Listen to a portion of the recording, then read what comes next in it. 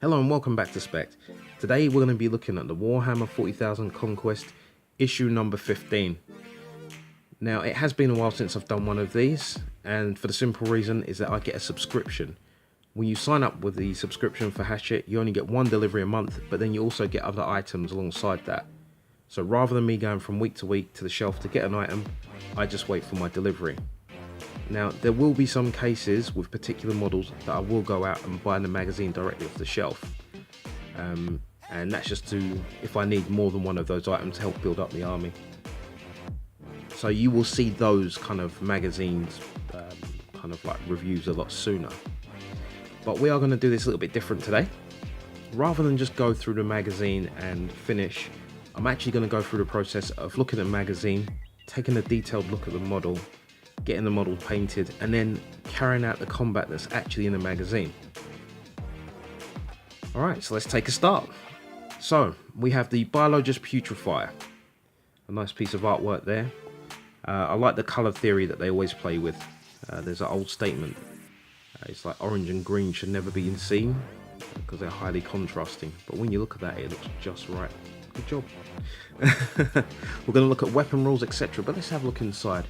We have our contents as usual, which is fine. We have a beautiful piece of artwork here. Wow. Okay, sorry. I can just appreciate the tonality in that. Even though it's all pretty much one colour, the contrast is high enough for detail, and that could give you some beautiful ideas for painting when it comes to doing your model. So if you utilise the darker greens there alongside lighter greens, it can work really well, even if it is the same shade. Something to think about. Okay, so we're looking at the Biologus Putrifier. We can see he has weaponry there, hyper-blight grenades, plague knife, and interjector pistol. So he doesn't really have like long-range weaponry, but let's keep going. So it speaks about the injector pistol. Some nice hyper-blight grenades. The effects, good. I like when they actually have story behind the weaponry, so it kind of draws a better picture.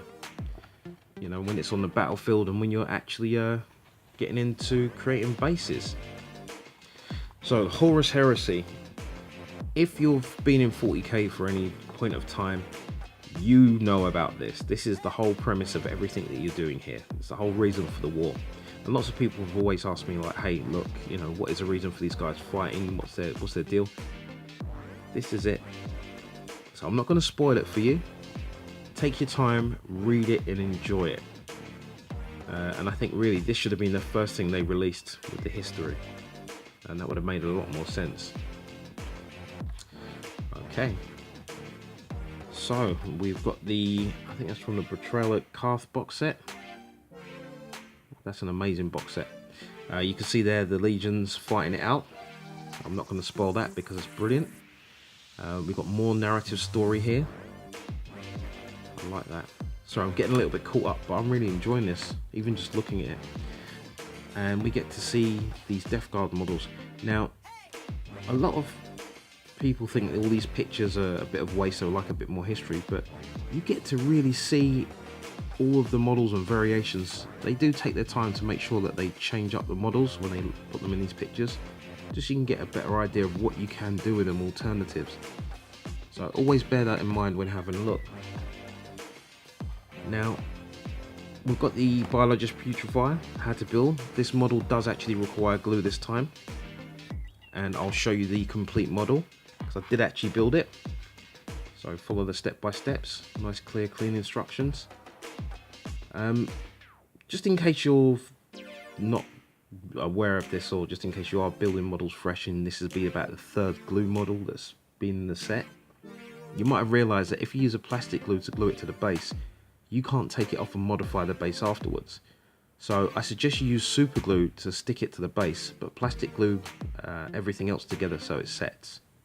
So that means with the super glue you could just snap it off the base and replace the base or change it as you want, and then just stick it back.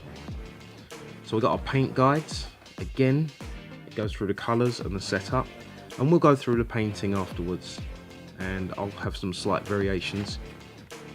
And just really a quick way to get it onto table for you to play.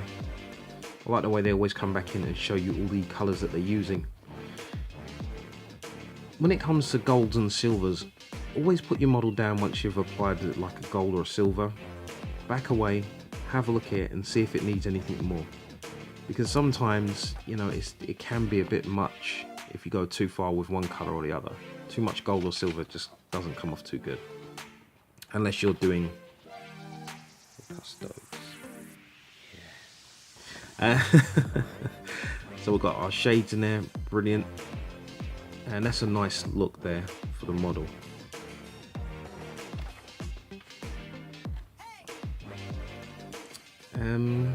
Bugman's Glow. I'm waiting for them to bring in some other colours, but that'll be fine for now. So biological warfare, we get to see the setup for the game, and we're going to run through this. As you heard in the beginning, my little one said that we should, so therefore it's going to happen. So we're going to go through this, play through, and I've made mention before that there needs to be a new map, and there is a new map, and it's twice the size of this old map. And it's the size of a kill team map, and if you've seen my kill team video, you know about that. If not, I suggest you go and have a look, because that's perfect for you starting out in kill team. I don't know if this was intentional, if Games Workshop was messing around with the idea, but I think they've struck gold on this. Okay, Biologus Putrifier, the equipment, the explosive racks, the blight rack, sorry, and the pestilential explosions. And they're awesome. Yes, there we go. So they modified the stats here. There have been 1 or 2 slight changes, and I think that's to highlight one works with the other. Yeah, Foul Blight Spawn, Biologus Putrifier. So, well, I should say, if you've got the Death Guard Codex, you already have this information. If not, and I think this is where the real value of the magazine comes in, if you don't have those items, this just rockets back up the value of the magazine so quickly. Right, weapon types. So we have pistols. They can be fired in close quarter combat, so within an inch of a target. Assault weapons. Even if the character advances, so if they run, they don't have to do anything. Well, they can still fire, but they have to take away 1 from the actual shooting dice. Not the total dice, but roll to hit. Grenades, yeah, I always, as I said before, I tend to forget those, but if you paint them and take the time to paint them, you will remember that you have them on your model. Rapid fire, getting close, double your shots. Heavy weapons, you move, they're clunky, and it might be harder to hit. Alright, you've got your breakdown of how the weapons work, size, type, range, strength, and its abilities. When you're using your weapons for the new guys, always look out for the abilities. Sometimes they can do something amazing, like on a roll of a 6, or if on a roll of 1 something happens, it could go wrong. And also the damage variation there. Okay, so the vectors of disease. So this is the tutorial replay mission. You'll have an initial tutorial in every single magazine, and then you'll have the replay. So that means they change something within it, and gives you. I find that the replays actually give you more narrative. It makes it a bit more fun. It tells you there how long the game lasts for, the setup, what you need to do, and go through that, and that's really good. It's not a bad little magazine. I think what I really like about these is just, you get like that little magazine, and it comes in, you sit down, you take your time, you read it, whether you know the information or not, and it's just quiet. It's just you in this world. It's great. Okay. So mission briefing. So it seems like they're moving on. Normally when you get data information like this, it's like a change of scene. I haven't looked at the next magazines yet, but I think that's what this is about. Okay. So I'm not going to spoil that again for you. So there's a lot of information there which is kind of narrative based, which is the whole premise of these magazines.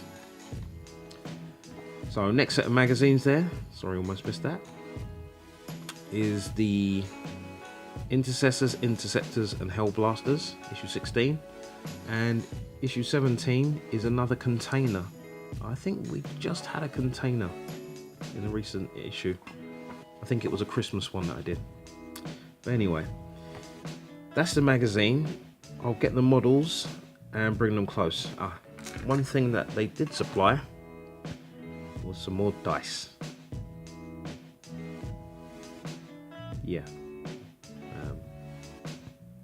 So this is the only time on camera I'm actually going to have all 6 dice. I believe one of these will randomly become my daughter's, hidden somewhere. I'm just taking it in. Okay, let's get the models and come back. So over time, I've really begun to appreciate the amount of detail that they put into these models. So I get up close, I take my time, and I look at it from every angle. And a trick I use is just to use high contrast light, and that allows kind of shadowing, and all the little minute details get picked up. You can normally see the shadow first. So I just take my time and remember what I want to paint, because once it's been primed, sometimes you lose all of that detail and it can be a bit harder to see. So I just keep looking.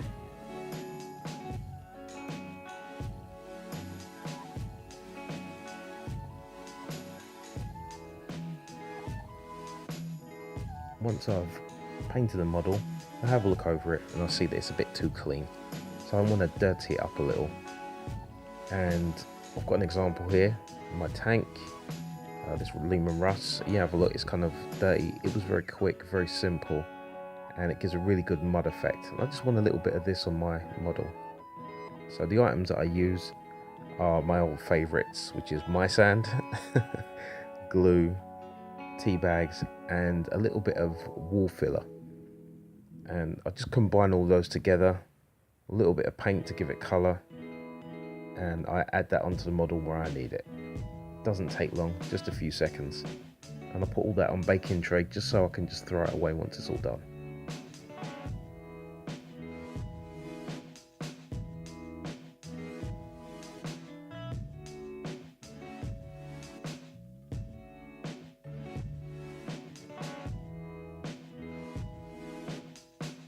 When it's ready, I just apply it to the model, a little bit at a time.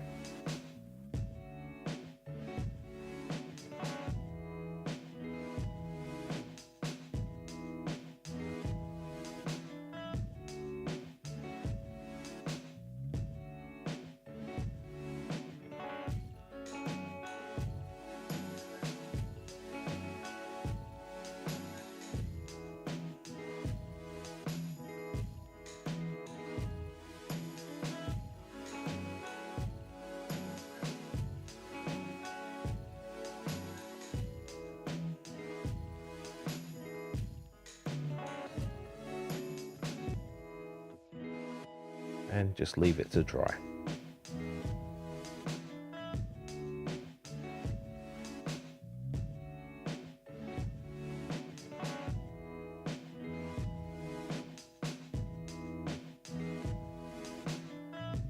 Let's take a closer look. And it's come together quite well. All the items on there, I made sure to pick out which I really wouldn't have seen if it was really based and painted. And when we take a closer look, you'll see that the mud where the feet at, it's not too much, it's just enough to carry that this is all falling out from the character. I'm just telling a little story as he goes. And that's enough for now. I think he's ready to hit the tabletop.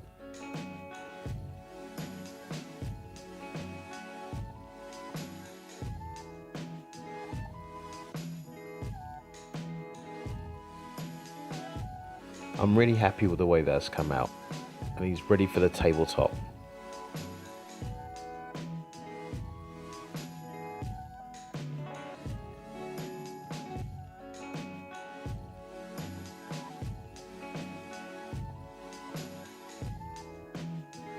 Another channel I've been watching is Trix Gaming. Go over there and he's actually doing a conversion.